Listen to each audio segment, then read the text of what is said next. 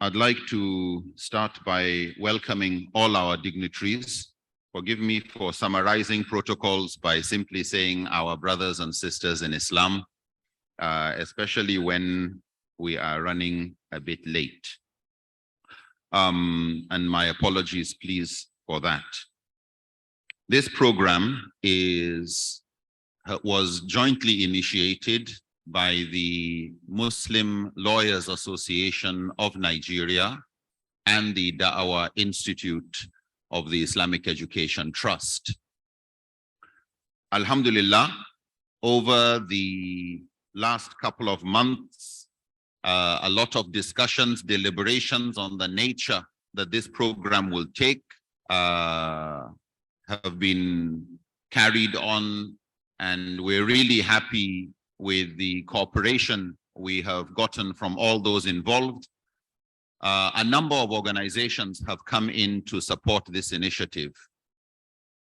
RAPA, the Women's Rights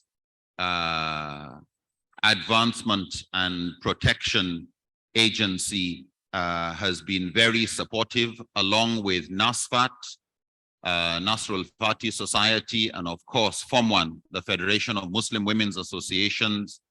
We have had the support of other organizations, law firms, the Metropolitan Law Firm, the Da'wah Coordination Council of Nigeria, and Taj Bank. These are all various organizations, the Muslim Student Society, and alhamdulillah, over the last couple of days, more have been coming in, and inshallah we will mention each and every one of them at the end when we are giving our vote of thanks. But just so that we, alhamdulillah, appreciate these from the very beginning, that this has been a collective effort and a lot of engagement. I understand we have far many more people online attending this program than offline.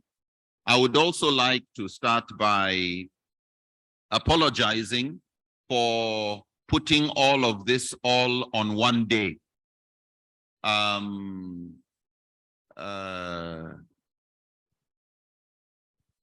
We have had suggestions that it should be broken up. His Royal Highness and Excellency Muhammad Sanusi Lamido called this morning to say we would have been able to keep more people had we broken it up. So I'd like to apologize for those who the whole day is really difficult. We could have done half on one day, half on another day. That would have been definitely to the benefit of a lot. But I guess those who want to physically be here may find that a bit difficult, but honestly, I think it's an idea we need to look at. We could even have one in this month, another one in another month. Alhamdulillah, we are here and we have promised to deliver, and we will inshallah do just that. The mission of the Da'wah Institute and that of Mulan in initiating this program is really to increase awareness around the subjects of women in leadership. And we're looking particularly at executive leadership, by which we mean a woman being head of state, a woman being a governor, a woman being a chairman of a local government, a woman holding an executive position in the executive arm of government, but also women in the judiciary, women being grand qadis, women being qadis, women being the chief justices, wherever. In other Muslim countries, this is all part of history. We have female judges in Indonesia, in Malaysia, Egypt, Morocco, a number of others. And inshallah, we will be interested in seeing from the Islamic jurisprudential point of view, from the point of view of Islamic law, are women prohibited or discouraged from contributing to executive leadership if they have all the competencies needed? In other words, is this one where there is a gender-based discrimination, whether for executive or whether for judicial? Or were some of these discriminations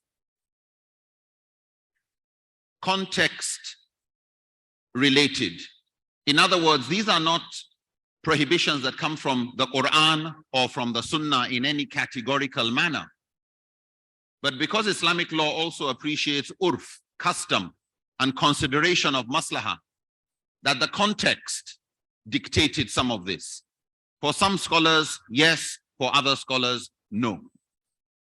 Our hope is, inshallah, by the end of this morning's session, which will be focusing on executive leadership, we will at least leave as more enlightened regarding this subject, to identify if there are any obstacles to women contributing to executive leadership. What would those obstacles be? We didn't add women in legislative leadership because we assumed by the time you have handled executive and you have handled judicial, that's less contentious. The rest are easier. Actually, one may argue that once you have handled women in executive leadership, the rest, are implied, and we will see what the scholars tell us, inshallah. At the end of this workshop, we hope to come out with at least 2 books or booklets. We don't want to make them fat books because we realize even in the Da'wah Institute, a lot of our people are scared of bulky books. But we want to make them the most condensed when it comes to the quality of the arguments presented. One on the question of executive leadership, where all your contributions, inshallah, will be reflected. We want to make sure there isn't an opinion related to this topic that we have not captured and been fair to. Where scholars differ, then it is important to acknowledge that difference. But the importance also of usulul fiqh is to know where is that difference coming from. Is it divine? Is it from the Quran or Sunnah? Or is it from a human effort like qiyas or reasoning by analogy? Is it urf, which is really a customary way of life that has influences? Our customs and cultures affect the way we look at life. You can think like a Nupe, or as we will come and see, there are people who think like Katsanawa and people from other parts of the 1-0. We have a little banter traditionally between the Nupes and the people from Katsina. So you will permit me, whenever I have the opportunity, to do small jabbing, especially if I'm holding the mic, which is why I don't want to give him the mic. But alhamdulillah, we have the plan in collaboration with a number of our partnering organizations to ensure these publications go to every nook and cranny, every corner of our ummah where this information is necessary. Otherwise, as we move closer to elections and women start to want to hold particular positions, especially where they are competent, we find a lot of ignorance being presented, sometimes as if that is the only position, and very, very little respect to diversity of opinions. Inshallah, this morning, excuse me, we will have the opening remarks by our elder sister, Dr. Amina Abakar Sani Bello. She called last week to say, after confirming that she would be here on time, no problem. Then she called to say an exam has been fixed for her at 9 o'clock. It's an international exam. And what I like is to see people who are leaders, but still students for life. She's a medical doctor and doesn't want to stop where she is. So it's really inspiring, I think, for many of us. So when she was saying, so what now? We said, no problem. Inshallah, whenever you come, we will create the time for your remarks.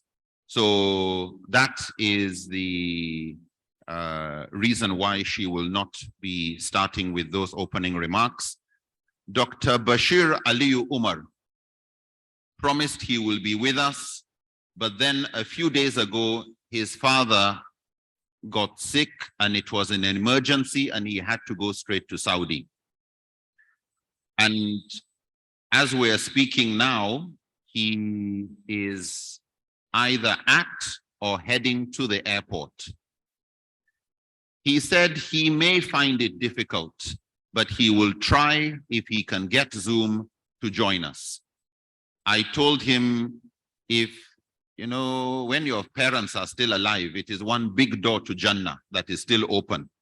And you do not want to lose any ajr when that one is fardu ain. Nobody else can do that one but you there. This one is fardu kifaya. We definitely, inshallah, have others. And when we finish our publications, we will pass it to these scholars to put their own input, inshallah. So he may be joining us, he may not be. The other presenters are here and I will introduce them one by one.